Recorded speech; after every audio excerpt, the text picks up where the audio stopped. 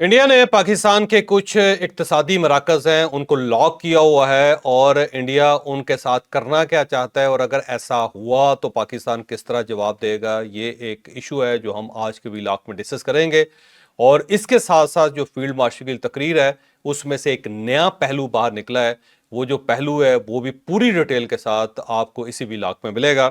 और इसके साथ साथ बीएलए और टीटीपी के लिए मौत का परवाना जारी हो गया है।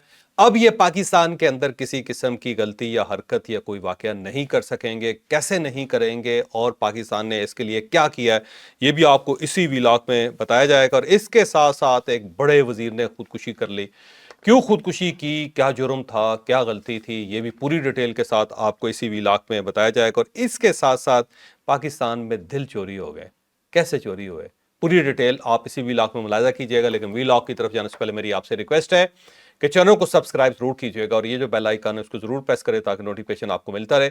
और ये याद रखें कि हर अच्छी बात सदका जारिया होती है। अगर आपको ये व्लॉग अच्छा लगे तो किसी न किसी के साथ जरूर शेयर कीजिएगा।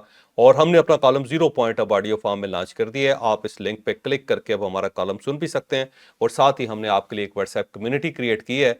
अगर आप ताज़ा तरीन खबरें मालूम करना चाहते हैं तो उस कम्युनिटी को अब लाइक कीजिए, शेयर कीजिए और साथ साथ उसको टच करके उसका हिस्सा भी बनिए।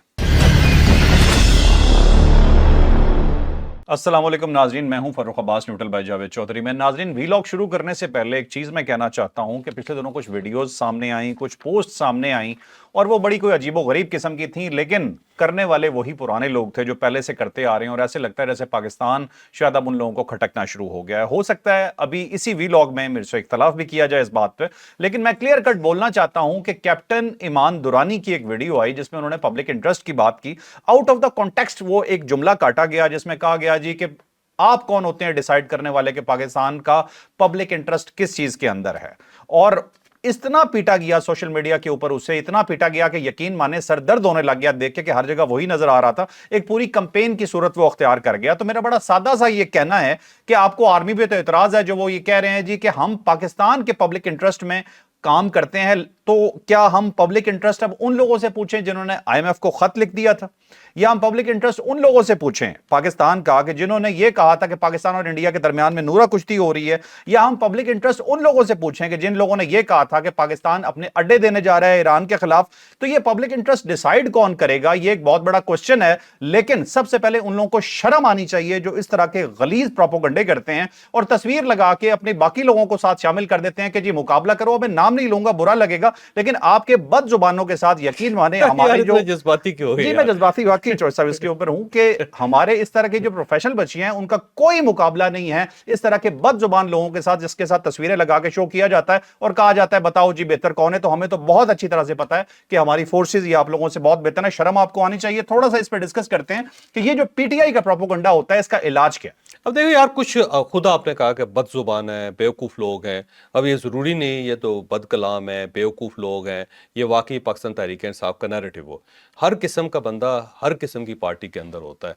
और जो लोग सोशल मीडिया के ऊपर है, मुझे लगता है कि आहिस्ता आहिस्ता पाकिस्तान तहरीक इंसाफ उनसे डिस्टेंस पैदा करती जा रही है। और ये वक्त ज़्यादा दूर नहीं है जब पार्टी इनको डिसोन कर देगी, क्योंकि अगर किसी जगह पे भी कोई अच्छा इमेज पार्टी का क्रिएट होने लगता है तो इस टाइप के जो लोग सामने आते हैं वो उसको ख़राब कर देते हैं। स्पाइलर्स हैं। तो आप स्पाइलर्स की बात पे इतना ज़्यादा जज्बाती ना हुआ करें। ये एक सोशल मीडिया बाजू का गटर बन जाता है। उस गटर के अंदर अगर आप हाथ डालेंगे तो आपका हाथ गंदा हो जाएगा। तो अपने हाथ साफ रखो और इन चीज़ों पे ज़्यादा तवज्जो देना जो चौधरी ना साहब बंद पीटीआई कर डिसोन कर देना इस तरह के सोशल वो मीडिया को, कर डिसोन देगी। क्यों मुझे नहीं लगता करते। है कर देगी सारी। ये पार्टी के अंदर इतना ज़्यादा क्यास है, कन्फ्यूजन है। लेकिन बहरहाल पार्टी का एक सेक्टर है कि जो बाज़-औक़ात पाकिस्तान के ख़िलाफ़ चला जाता है या स्टेट के ख़िलाफ़ चला जाता है या पाकिस्तान की दुश्मनी में वो बहुत आगे निकल जाता है। ये कुछ चंद लोगों की दुश्मनी में बहुत आगे निकल जाता है। तो ये लोग काबिल तरस हैं। इनके ऊपर अपना ब्लड प्रेशर ख़राब ना करो। ये मुझे लग रहा था पता नहीं क्या हो गया यार, क्या करने लगे। ऐसा ना हो कि ऊपर तेल छिड़क के आग लगा लो अपने ऊपर किसी नहीं दिन। चौधरी साहब सिंपल सिंपल सी वो उन्होंने एक बात की। उन्होंने कहा जी कि आर्मी ये नहीं कहता कि सब कुछ ठीक करती है, लेकिन हम जो करते हैं पब्लिक इंटरेस्ट में करते हैं। आउट ऑफ द कॉन्टेक्स्ट इस जुमले को काटा अब गया वो और पूरी कंपेन कर दी सारे उसके इदारे ऊपर। पब्लिक इंटरेस्ट में ही काम कर रहे हैं ना जी। अब 2018 में 2017 में जो पब्लिक इंटरेस्ट था वो पाकिस्तान तहरीक इंसाफ को बड़ा अच्छा लगता था हम्म। और बाकी पार्टीज को बहुत बुरा लगता था। फिर उसके बाद वो सारा टेबल टर्न हो गया, 2022 में हर चीज़ चेंज हो गई। तो वो एक दूसरा पब्लिक इंटरेस्ट था। اور اس میں جا کے پھر ظاہر ہے پارٹی کو تکلیف ہوئی. کل کو اگر اور کوئی تبدیلی آ جاتی ہے اور پاکستان تحریک انصاف کی واپسی شروع ہو جاتی ہے تو پھر یہ پبلک انٹرسٹ اچھا لگے گا. تو یہ ذہن میں رکھو کہ اسٹیٹس کے بھی انٹرسٹ جو ہوتے ہیں وہ بدلتے رہتے ہیں. مثلا ایک اسٹیٹ تھی جو جنرل ضیاء الحق کی اسٹیٹ تھی, تو جنرل ضیاء الحق کے دور کو ذرا دیکھو نا ذرا, وہ پھر اس کے بعد ایکسٹریم ایک تبدیلی آئی جس کو جنرل پرویز مشرف کہا جاتا ہے. اب اس کا بھی ظاہر ہے وہ بھی اسی اسٹیٹ کو, اسی اسٹیبلشمنٹ کے کو ریپرزینٹ کر رہے تھے جنرل مشرف بھی, اور ان کا جو انٹرسٹ ہے وہ ٹوٹلی ڈفرینٹ ہے. اب اگر ہم اس ایج میں رکھ کے دیکھیں جو جنرل ضیاء الحق کی تھی, اس دور میں دیکھیں تو جنرل ضیاء الحق بالکل ٹھیک تھے, لیکن اگر اسی جنرل ضیاء الحق کو آپ 2000 میں رکھیں گے, 2001 میں رکھیں گے تو آپ کو جنرل ضیاء الحق غلط لگیں گے. اب جنرل پرویز مشرف کو اگر آپ اس دور میں رکھیں گے 2000 میں یا 2001 میں تو آپ کو بھی ٹھیک لگیں گے, لیکن اس کے بعد اگر آپ ان کو 2020 میں رکھیں گے تو آپ کو غلط لگیں گے. تو آپ نے جب کسی چیز کو دیکھنا ہو, کسی پرسنالٹی کو, اس کے فیصلوں کو, تو آپ نے ان حالات میں رکھ کے دیکھنا ہوتا ہے اس کو. ایسا نہیں ہے کہ آپ 2025 میں بیٹھ کے 2006 کا جو ہے نا وہ کا لیکن مقابلہ چوہے کر صاحب سکیں پی ٹی یا آئی کی 1947 کا کر سکیں چوہے صاحب پی 2025 ٹی میں آئی بیٹھ کی کے. ان حرکتوں کو کسی بھی دور میں آپ رکھ کے دیکھ لیں آپ کو غلط ہی لگیں گے. نہیں، تو پی ٹی آئی جب تک ڈس اون نہیں کرتی نا اپنے سوشل میڈیا کو تو ان پہ سوالات اٹھیں گے. اب دیکھیں یہ بہت سارے لوگ ہیں جو آج پاکستان تحریک انصاف کے لوگ ہیں جن کے خلاف ہے اسٹیٹ, اور جن کے خلاف پرچے ہوئے ہیں, 40 پرچے ہوئے ہیں, جن کی گرفتاریوں کے لیے چھاپے پڑ رہے ہیں. لیکن ماضی میں چلے جائیں, آج سے 4-5 سال پہلے چلے جائیں, تو یہ لوگ اسٹیٹ کے بڑے قریب ہوتے تھے, یہ ان کے ترجمان بھی ہوتے تھے, اسٹیٹ کو ریپرزینٹ کرتے تھے, اسٹیٹ کا نیریٹو اٹھا کے گلیوں کے اندر پھرتے ہوتے تھے, اور ڈارلنگ ہوتے تھے اسٹیبلشمنٹ کے بھی اور گورنمنٹ کے بھی. ذرا دیکھیں نا, شہباز گل صاحب جو تھے وہ تو پرائم منسٹر کے معاون تھے, معاون خصوصی تھے, پرائم منسٹر کے ساتھ ہوتے تھے. شہزاد اکبر صاحب دیکھ لیں, وہ کون تھے. جنرل فیض حمید صاحب دیکھ لیں سارے, یا اسد عمر صاحب کو آپ دیکھ لیں, اسد عمر صاحب, اسد کیسر صاحب کو دیکھ لیں آپ, تو آپ کو بہت سارے لوگ نظر آئیں گے. اور پھر اسی طرح آپ اگر جو ایک وزیر اعلیٰ ہوتے تھے پنجاب کے, عثمان بزدار صاحب, تو آپ دیکھ لیں اس وقت اسٹیٹ ان کو ناپسند بھی کرتی تھی, لیکن ظاہر اسٹیٹ ان کے ساتھ بھی چل رہی تھی اور وہ اسٹیٹ کے ساتھ بھی چل رہے تھے. تو عارف علوی صاحب دیکھ لیں, عارف علوی صاحب پریزیڈنٹ تھے اور ان کے پیچھے افواج پاکستان کے جو نمائندے تھے وہ کھڑے ہوتے تھے, لیکن آج عارف علوی صاحب کا ہے. تو یہ وقت جو ہوتا ہے نا وہ تبدیل ہوتا رہتا ہے, تو ساتھ ساتھ اسٹیٹ کے انٹرسٹ بھی تبدیل ہوتے رہتے ہیں. ہو سکتا ہے کل یہی لوگ, یہی سوشل میڈیا جو وہ اسٹیٹ کے بالکل قریب ہو, تو وقت میں رکھ کے دیکھیں گے نا چیزوں کو تو پھر پتہ چلے گا. آگے چلتے ہیں اپنے موضوع کی طرف. اب اپنے موضوع کی طرف آ جاتے ہیں. ٹھیک ہے, یہ لمبی بحث ہے, اس پہ کوئی اسپیشل ویلاگ بھی کر لیں گے. اچھا, اب جی فیلڈ مارشل صاحب نے این ڈی او کے اندر بات کرتے ہوئے انڈیا کو اسٹریٹ ایک پیغام دیا اور یہ کہا کہ ہم آپ کو بہت دردناک انجام سے وابستہ کر سکتے ہیں اگر آپ نے یہ کچھ حرکتیں کی. تو یہ حرکتیں کیا ہیں, یہ پورا بیان کیا تھا, ڈیٹیل سے بتاتے ہیں. اب یہ کہا گیا سول آبادی کے اوپر حملہ کریں گے, فوجی اڈوں پہ حملہ کریں گے, بندرگاہوں پہ حملہ کریں گے, اقتصادی مراکز کو ٹارگٹ کریں گے, تو پھر آپ کو ایک دردناک قسم کا جواب دیا جائے گا. اس چیز کے اندر بہت ساری چیزیں ہیں. فوجی اڈوں کو تو وہ ظاہر انڈیا نقصان پہنچانا چاہتا ہے, اس جنگ کے درمیان بھی اس نے فوجی اڈوں کے اوپر حملہ کیا ہے, اور بندرگاہ کے اوپر, کراچی کی بندرگاہ کے اوپر حملہ کرنا چاہتا تھا, لیکن ان کے براموس چل ہی نہیں سکے, اور جو ان کی نیوی تھی وہ ایکٹیو ہی نہیں ہو سکی, وہ پہلے ٹھوس ہو گیا, جس کو کہتے ہیں بم ہاتھ میں پھٹ گیا. تو وہ تھا. سولین آبادی کے اوپر بھی انہوں نے حملہ کیا تھا, انہوں نے باقاعدہ ڈرونز بھیجے تھے جو سولین آبادی کے اوپر گرے تھے, اور اس وقت اب جو ہے نا اقتصادی مراکز جو تھے ان کے اوپر انہوں نے ٹارگٹ نہیں کیا تھا. لیکن اب تازہ ترین انفارمیشن یہ ہے کہ انڈیا سرکل کر رہا ہے اقتصادی مراکز کو. اب اقتصادی مراکز کون سے؟ کراچی کا انڈسٹریل اسٹیٹ ہے جس کے اندر بڑی بڑی فیکٹریز لگی ہوئی ہیں. پھر ٹیکسلا کے اندر ہماری ایک فیکٹری ہے, واہ کے اندر جو ہے نا آرڈیننس فیکٹری ہے جو اسلحہ بناتی ہے. اس کے ساتھ ساتھ لاہور کے اندر کچھ فیکٹریز ہیں جو بڑا میجر بیک بون ہے پاکستان کی. پھر سیالکوٹ اور فیصل آباد کے اندر انڈسٹریل اسٹیٹس ہیں جو پاکستان کی بیک بون ہے. پھر راولپنڈی کے اندر کچھ ایسے سرکلز ہیں جہاں پہ انڈیا کا خیال یہ ہے کہ یہ شاید ڈرونز بنا رہے ہیں. تو اس ٹائپ کے بہت سارے ایسے مراکز ہیں جو پاکستان کو اقتصادی طور پہ, فوجی طور پہ بڑا مضبوط کر رہا ہے. تو انڈیا, انفارمیشن یہ ہے کہ انڈیا نے ان کو سرکل کرنا شروع کر دیا ہے, ان کے بارے میں ریکی کر رہے ہیں اور سیٹلائٹ سے امیجز ان کے حاصل کر رہے ہیں, تاکہ اگر کل کو جنگ ہوتی ہے تو ان مراکز کو نشانہ بنایا جائے. پاکستان کو اس چیز کا پتہ ہے, پاکستان کو اطلاع مل چکی ہے. تو پاکستان نے ایک تو اس کے لیے بھی ایک بندوبست کر لیا ہے کہ جو مین انڈسٹریز ہیں ان کو پاکستان نے ہائڈ کیسے کرنا ہے جنگ کے درمیان, یہ پراپر پاکستان اپنی اسٹریٹجی بنا رہا ہے. اور اس کے ساتھ ساتھ پاکستان نے وارن بھی کر لیا کہ جناب آپ کو یہ غلط فہمی ہے کہ ہمیں پتہ نہیں ہے، ہمیں پتہ ہے، اور اگر آپ نے اس کو ہٹ کرنے کی کوشش کی تو پھر ہم جو اس کا جواب دیں گے وہ بڑا دردناک ہوگا. دردناک سے مطلب یہ ٹٹ فار ٹیٹ ہوگا اور تھوڑا سا زیادہ بھی ہوگا. پاکستان کی پالیسی یہ ہے کہ تھپڑ کا جواب تھپڑ سے دیں گے، لیکن ہمارا تھپڑ ذرا زوردار ہوگا، وہ کم از کم بتیسی ضرور توڑے گا. تو اس ٹائپ کا جواب جو دیا گیا. اور دوسرا جو اس جو اسپیچ تھی، جو اس کا کانٹینٹ ریلیز ہوا ہے، اس کے اندر ایک اور چیز بھی ہے کہ دوسرے ملکوں کو شامل کر رہا ہے انڈیا، اور یہ ان کی غلطی ہے، دوسرے ملکوں کو شامل نہیں کرنا چاہیے. یہ بنیادی طور پہ ان کے جو ڈپٹی آرمی چیف تھے لیفٹیننٹ جنرل راہول سنگھ، انہوں نے ایک انٹرویو دیا تھا، انٹرویو نہیں بلکہ ایک اسپیچ کی تھی انہوں نے، اور وہاں پہ انہوں نے کہا تھا جی ہم پاکستان سے نہیں لڑ رہے تھے، 3 ملکوں سے لڑ رہے تھے، چائنا سے لڑ رہے تھے اور ساتھ ساتھ ٹرکی سے لڑ رہے تھے اور پاکستان سے لڑ رہے تھے. سرحد ایک تھی، دشمن 3 تھے، جس وجہ سے ہم ہار گئے. جبکہ یہ ٹوٹل غلط ہے. نہ چائنا نے کوئی سپورٹ کی تھی، نہ کوئی ٹرکی کی طرف سے سپورٹ آئی. مورل سپورٹ تو ہر جگہ سے آتی ہے. اور جو ڈرونز ہیں وہ پاکستان نے ٹرکی کے ساتھ مل کے بنائے ہوئے ہیں، ان کا سافٹ ویئر ہے، ہارڈ ویئر پاکستان کا. پاکستان پرانے بنا رہا ہے، یا تو اس جنگ کے درمیان بنانے شروع کیے ہوں.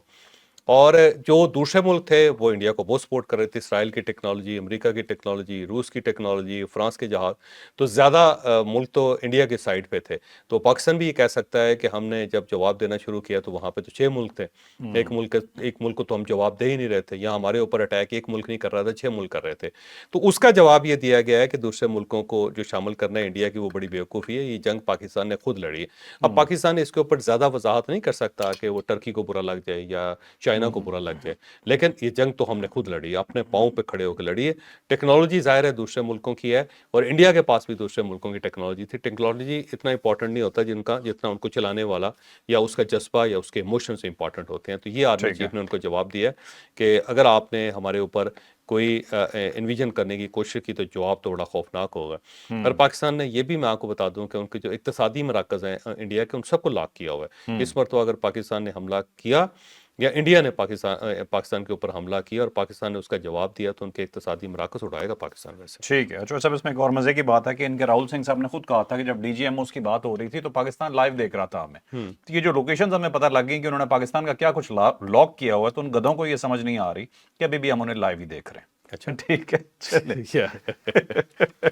چلے آپ چلتے ہیں جی نیکسٹ سٹوری پہ. بہت امپورٹنٹ سٹوری ہے جی کہ بی ایل اے اور ٹی ٹی پی کی موت کا پروانہ لکھ دیا گیا ہے. یہ وہ 2 دہشت گرد جماعتیں تھیں جو انڈین سپانسرڈ ہیں، جن کی کوشش ہوتی ہے کہ پاکستان میں بے گناہوں کو ٹارگٹ کیا جائے.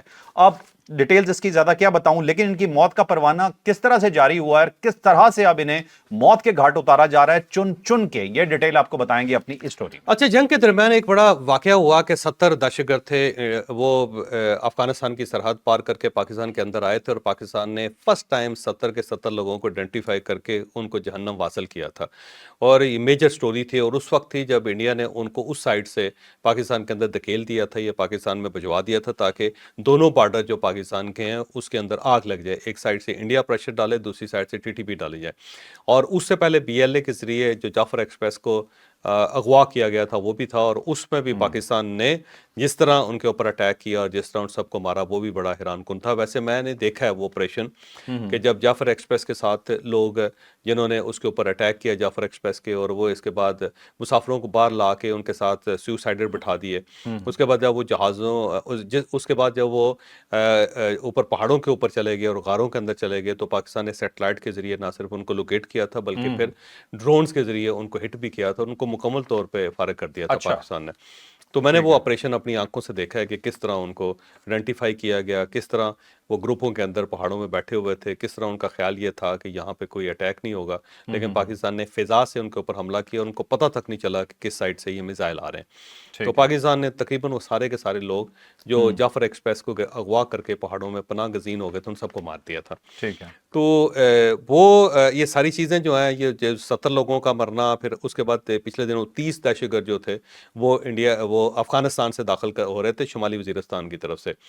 تو رات کے وقت وہ داخل ہو رہے تھے. پاکستان نے نہ صرف ان کو آئیڈینٹیفائی کیا بلکہ جو ان کے ہینڈلر تھے، جو افغان فوجی تھے جو اپنی پکٹ سے اٹیک کر رہے تھے پاکستان کو انگیج کرنے کے لیے، ان سب کو بھی پاکستان نے سبق سکھا دیا، اور ان 30 کے 30 لوگوں کو وہیں پہ گراؤنڈ پہ جا کے उनको मार दिए। ठीक है। अब सवाल यही है कि ये 70 लोग कैसे पाकिस्तान को पता चल गए और 30 लोग कैसे पता चल गए, और इसके साथ साथ जो बीएलए के लोग थे जाफर एक्सप्रेस के, उनको कैसे पाकिस्तान ने आइडेंटिफाई किया। तो वो एक सिस्टम है जो चाइना का बेसिकली सैटेलाइट सिस्टम है, और उसका नाम है बीदू। और ये जो बीदू सिस्टम है ये 45 सैटेलाइट का एक मजमूआ है, जिसके अंदर हर किस्म का सैटेलाइट है, और वो सारे सैटेलाइट जो हैं जिस जगह पे आप फोकस कर देते हैं तो फिर एक एक इंच ज़मीन का जो है उनकी नज़र में आ जाता है। तो इसकी बैकग्राउंड ये है कि जब टीटीपी ने पाकिस्तान के अंदर चाइनीज़ इंजीनियर्स को निशाना बनाना शुरू किया था, तो उस वक्त चाइना ने पाकिस्तान को ये ऑफ़र की थी कि आप अगर हमें इजाज़त दें तो हम अपनी सिक्योरिटी एजेंसीज़ को भिजवा देते हैं जो अपने चाइनीज़ इंजीनियर जो उनकी सिक्योरिटी देंगे। तो पाकिस्तान ने फिर इसको एक्सेप्ट नहीं किया था, क्योंकि किसी भी दूसरे मुल्क की सिक्योरिटी फोर्सेस जब पाकिस्तान के अंदर आएंगी तो फिर आप एक नया गेट खोल रहे हैं। कल को दूसरे मुल्क भी कहेंगे कि जी हाँ जी, हमारे कौंसलेट हैं या हमारे एम्बेसीज हैं, तो हमें इजाज़त दी जाए कि अमेरिकन फ़ौज आ जाए या रशियन फ़ौज आ जाए या फिर ब्रिटिश फ़ौज आ जाए। तो एक मरतबा अगर आगाज़ हो जाए तो फिर उसको रोकना मुश्किल हो जाता है। ठीक है। इस तरह बहुत सारे पाकिस्तान के अंदर सीईओज़ हैं जो मुख्तलिफ मुल्कों के हैं, तो उनकी सिक्योरिटी के लिए भी फिर उनके मुल्कों के लोग आ जाएंगे। तो पाकिस्तान के लिए एक्सेप्टेबल नहीं। दूसरा, ये बड़ी बेइज्जती होती है एक मुल्क की कि वो लोगों को प्रोटेक्ट नहीं कर रहा, तो उसके लिए बाहर से सिक्योरिटी आ गई। और इससे पहले अगर आपको याद हो तो मोहतरमा बेनज़ीर भुट्टो ने अमेरिकन सिक्योरिटी मांगी थी और इजाज़त भी मांगी थी जनरल परवेज़ मुशर्रफ के दौर में, तो पाकिस्तान ने इजाज़त नहीं दी थी कि आप बाहर से ब्लैक वाटर के यहाँ पे पाकिस्तान के अंदर आएंगे और मोहतरमा बेनज़ीर भुट्टो की हिफाजत करेंगे, तो इनकार कर दिया था पाकिस्तान ने। ठीक है। तो वो पाकिस्तान के लिए ये फिजिबल नहीं था। तो फिर उसके बाद फैसला ये हुआ था कि चाइना और पाकिस्तान मिल के कंपनी बनाएंगे सिक्योरिटी, और दोनों मिल के फिर सिक्योर करेंगे। लेकिन फिर उसके बाद एक नया हल ये निकाला गया कि सैटेलाइट को यूज़ किया जाए। तो ये बेसिकली चाइनीज़ सैटेलाइट सिस्टम है जिसको पाकिस्तान और चाइना दोनों मिल के इसको इस्तेमाल कर रहे हैं, और ये रियल टाइम इंफॉर्मेशन देता है, और इसका काम ये है कि अफ़गानिस्तान और पाकिस्तान की जो सरहद है उसको फोकस किया जाए। अब वहाँ से टीटीपी के लोग हैं या बीएलए के लोग हैं, जब वो बलूचिस्तान के अंदर दाखिल होते हैं तो ऊपर से उनका पता चल जाता है, और जब वो खैबर पख्तूनख्वा के जो फेंस है उसको काट के जब पाकिस्तान के अंदर दाखिल होते हैं तो नाइट विजन है सैटेलाइट का, तो फौरी तौर पर अंदाज़ा लगा लेते हैं कि यहाँ पे तश्कील हो रही है, यहाँ पे लोगों को भेजा जा रहा है। ठीक है। और उसके बाद फिर पाकिस्तान के अपने सिस्टम्स हैं, उनके ऊपर वो डार्ट्स आ जाते हैं, ब्लैक डार्ट्स होते हैं वो। पाकिस्तान उनको आइडेंटिफाई कर लेता है कि ये हमारे लोग नहीं हैं, दूसरे मुल्क के लोग हैं। फिर थोड़ी सी ग्राउंड इंटेलिजेंस भी होती है, और उसके बाद फिर टेक्नोलॉजी के ज़रिए, ड्रोन्स के ज़रिए जो ज़ाहिर पाकिस्तान और टर्की ने मिल के बनाए हुए हैं, और वो फिर उड़ाए जाते हैं और फिर मिसाइल्स मार के उन सबको फारग कर दिया जाता है। ठीक है। तो पाकिस्तान जो है उसने अपने सिस्टम को बहुत ज़्यादा अपग्रेड कर लिया है, और इतना ज़्यादा अपग्रेड हो गया है कि अब बीएलए और टीटीपी के ज़्यादा दिन नहीं रहे। तो पाकिस्तान इसी तरह सैटेलाइट को यूज़ करके इन सब को फारग करता जा रहा है। तो ये टेक्नोलॉजी का एक फ़ेज़ है जिसके अंदर पाकिस्तान आया है, और टीटीपी और बीएलए जो उसका निशाना है। मुझे लगता है कि ये ज़्यादा 6-7 महीनों से ज़्यादा की गेम नहीं है। टीटीपी मुकम्मल तौर पे ख़त्म हो जाएगी और बीएलए मुकम्मल तौर पे ख़त्म हो जाएगी। ठीक है। ठीक है। तो दहशतगर्दों को 24 घंटे देखा जा रहा है, जो भी दरअंदाजी करने की कोशिश करेगा उसका अंजाम बहुत ही दर्दनाक होगा। अब चलते हैं जी नेक्स्ट स्टोरी पे जी, बहुत ही इंपॉर्टेंट स्टोरी चॉइस है हमारी। पाकिस्तान में दिल बेचे जा रहे हैं जी। दिल बड़ी नाजुक चीज होता है, ठीक है, लेकिन पाकिस्तान में इसे भी नहीं बख्शा गया। ठीक है, हमारा एक इलाका है पाकिस्तान का, डिटेल आप बताएंगे, लेकिन ये क्या स्टोरी है, क्या बेचे गए और किसने खरीदे, जरा बताइए। देखिए यार, अनफॉर्चुनेटली एक तो ये है कि सबसे ज़्यादा पढ़ा लिखा जो इलाका है, ये पढ़ा लिखा तबका है, वो कराची के अंदर होता है। सिंध के बड़े शहर हैं, उन तमाम बड़े शहरों में बहुत बड़ी इकोनॉमिक एक्टिविटीज़ भी है, लेकिन इसके साथ साथ करप्शन की स्टोरीज़ भी बड़ी बड़ी खौफनाक निकलती हैं वहाँ पे। मुझे एक साहब बता रहे थे, पुराने वो थे ज़ाहिर महकमा सेहत के अंदर बड़ी अहम पोजीशन पे थे, तो उन्होंने इस्तीफ़ा दे दिया था। तो कल वो तशरीफ़ लाए थे, तो मैंने उनसे पूछा था कि आपने इस्तीफ़ा क्यों दिया। उसमें उसने बड़ी अजीबोगरीब सी बात की। उसने कहा जब ये कोरोना फैला था तो मुझे ये कहा गया था कि हम आपसे साइन करवाएंगे 1 लाख वैक्सीन डोज के, लेकिन आपको देंगे 10,000। अच्छा। तो 90,000 जो थी वो बेसिकली वैक्सीन जो थी वो कागज़ों में थी, वो प्रैक्टिकल थी ही नहीं। तो कहने लगा मैंने इनकार कर दिया, और उसके बाद फिर ज़ाहिर है उन्होंने मुझे रिमूव कर दिया और मैंने इस्तीफ़ा दे दिया। तो ठीक। इस टाइप की स्टोरीज़ जो है ना, अनफॉर्चुनेटली सिंध से कराची से आती रहती हैं, पंजाब से भी आती रहती हैं, लेकिन पंजाब में इस लेवल तक नहीं है। यहाँ पे अगर इस टाइप की गड़बड़ हो तो बहुत मैकेनिज़्म बड़ा तगड़ा है और वो ठीक ठाक किस्म का रिस्पांस करता है। लेकिन सिंध के अंदर कोई करप्शन की स्टोरी आ भी जाए तो कुछ अरसे बाद जाके वो ख़त्म हो जाती है, उसके कोई मंतकी नतीजे तक नहीं पहुँचती। ये अनफॉर्चुनेट है, और ये होना नहीं चाहिए कभी भी इस तरह। तो बहरहाल वहाँ पे पे कौमी इदारा अमराज कल्ब है, कराची के अंदर है, तो उसके अंदर 40 अरब रुपए की करप्शन निकल आई है। और जो डायरेक्टर जनरल ऑडिट सिंध है उसने ये रिपोर्ट की है, 2023 और 2024 के दरमियान आई है। और उस पे जो वज़ीर सिंध सेहत हैं अज़रा पीछो साहबा, ये बेसिकली तो आपको पता होगा कि सदर आसफ अली हाँ जरदारी जी, साहब की हमशीरा हैं। हमशीरा। और इन्होंने इसके ऊपर, और ये खुद डॉक्टर भी हैं, हाँ, डॉक्टर तो अजरा बजर। डॉक्टर अज़रा पीछू, इन्होंने इसका नोटिस लिया है और इन्होंने बड़ा सख्त इकदाम किया है। तो पाकिस्तान पीपल्स पार्टी के ऊपर इल्ज़ाम लगता है अमूमन कि जी वो करप्शन को प्रमोट करती है, लेकिन ये देखें ये जो नोटिस है अज़रा पीछो साहबा ने लिया। और अगर ये जो लोग इसके अंदर इन्वॉल्व हैं उनको अगर ये गिरफ्तार करवा के बाकायदा इनको सज़ा दिलवा लेती हैं, तो इसका मतलब ये है कि सिंध के अंदर पे बहुत बड़ी तब्दीली आ रही है। ठीक और अगर ऐसा नहीं होता और वो कोई ट्राइबल लॉर्ड के का सहारा लेके ये लोग बच जाते हैं, या पता चलता है कि इनका कबीला और अज़रा पीछो साहिबा का कबीला एक ही था और ये दोनों एक दूसरे को माफ़ कर देते हैं, तो फिर बड़ी बदकिस्मती होगी। लेकिन अब देख लें, अमराज कल्ब है, दिल के मर्ज़ हैं, और गरीब आदमी जो है ना उसका ये फंड है, उसका ये बजट है, उन्हीं को दवाइयाँ देनी थी, उन्हीं को स्टंट डलने थे और उन्हीं के ऑपरेशन होने थे। और उनमें से 40 अरब रुपए अगर कोई बंदा खा गया या लोग खा गए हैं, तो खुद अंदाज़ा लगाएं कि कितने मरीज़ आपने मार दिए होंगे। तो बिल्कुल ये सही। बहुत ही अफसोसनाक सूरत हाल है। दुनिया में किसी जगह ऐसा नहीं होता, लेकिन पाकिस्तान के अंदर इस टाइप की जब स्टोरीज आती हैं तो बड़ा दिल दुखता है कि ऐसा नहीं कम से कम होना चाहिए कि आप वैक्सीन जो है ना उसके पैसे खा रहे हैं, या आप जो बड़े खौफनाक किस्म के मर्ज़ हैं आप उनके पैसे खा रहे हैं, टीबी के पैसे खा रहे हैं, या कैंसर के पैसे खा रहे हैं, कैंसर पेशेंट्स के खा रहे हैं, या जो स्पेशल जो बच्चे हैं उनके पैसे खा रहे हैं। इसी तरह अब आप अमराज कल्ब के पैसे खा रहे हैं, तो ये बड़े अफसोसनाक सूरत हाल है वैसे। बस ठीक है, जिंदगियां भी बेची जा रही हैं, इससे ज्यादा चॉइस अब और क्या हो सकता है। अच्छा बहरहाल जी, ये बहुत अच्छा इकदाम था कि इस पे नोटिस लिया गया। उम्मीद करते हैं कि आइंदा आने वाले दिनों में इस पे कोई रिजल्ट आए, और अगर आएगा तो हम आपको जरूर बताएंगे। अब नेक्स्ट स्टोरी, हमारी आखिरी स्टोरी, बहुत ही इंपॉर्टेंट जी। एक बहुत बड़े वजीर ने खुदकुशी कर ली। ऐसा लग रहा है कि जैसे वो डिसार्ट हो गए थे, उन्हें निकाला गया और उसके फौरी बाद डेड बॉडी उनकी मिली गाड़ी से। और मजीद जो डिटेल है इसमें वो आपको बताएंगे अभी जावेद ये चौधरी साहब। रशिया के वजीर हैं, ट्रांसपोर्ट का मिनिस्टर था, और सदर प्यूटन के बहुत ज़्यादा करीब था। उससे पहले ये कर्सक एक इलाका है और ये यूक्रेन की तरफ है और इंडिपेंडेंट इलाका है, बड़ा इलाका है।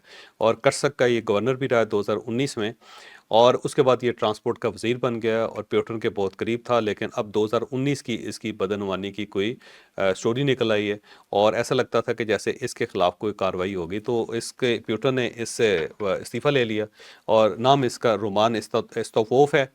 और ये जो उससे जब लिया गया इस्तीफ़ा, तो उसके बाद ये बड़ा डिसहार्ट हो गया, ये गाड़ी में गया और अपने पिस्टल से इसने खुदकुशी कर ली। अब जो पिस्टल है उसके ऊपर फिंगरप्रिंट सीसी के मिल गए और ये साबित हो गया कि इसने खुदकुशी है, क्योंकि जब ये रिवॉल्वर करीब से इस्तेमाल किया जाता है तो जो इंसानी स्किन है उसके ऊपर बारूद लग जाता है, उसके तो धुआं भी लग जाता है उसका और बारूद भी लग जाता है, तो ये पता चलता है कि करीब से फायर ठीक है। किया गया।